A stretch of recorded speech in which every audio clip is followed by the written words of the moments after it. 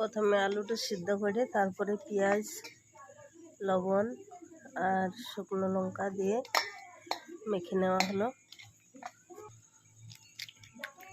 তারপর একটি ডিম মিক্সড করে দেওয়া হলো, স্বাদ মতো লবণ,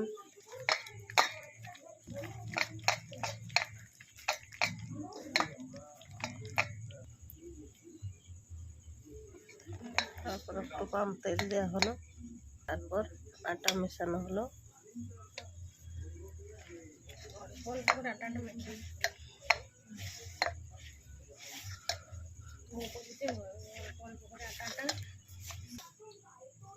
অল্প অল্প করে আটাটা মিক্সড করা হচ্ছে।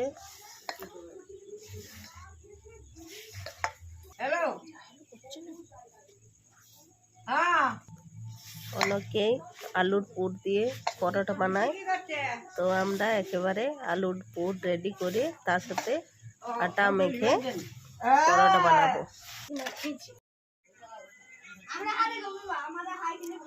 অল্প সাদা তেল মেখে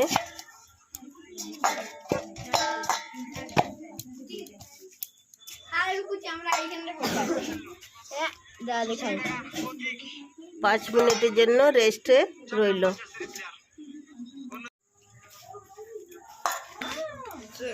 এবারে পরোটা বেলা হচ্ছে।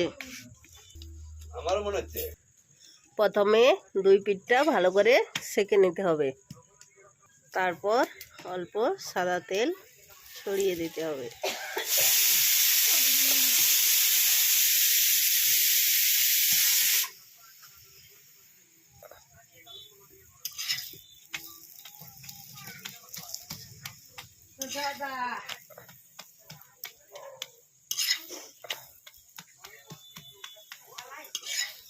আলু পরোটা রেডি। এভাবে একে একে বানাতে হবে।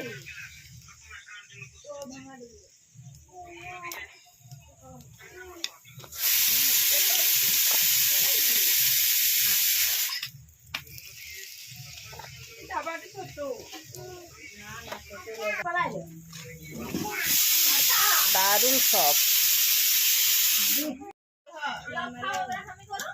খুব সুন্দর খেতে, যেমনি নরম তেমনি টেস্ট।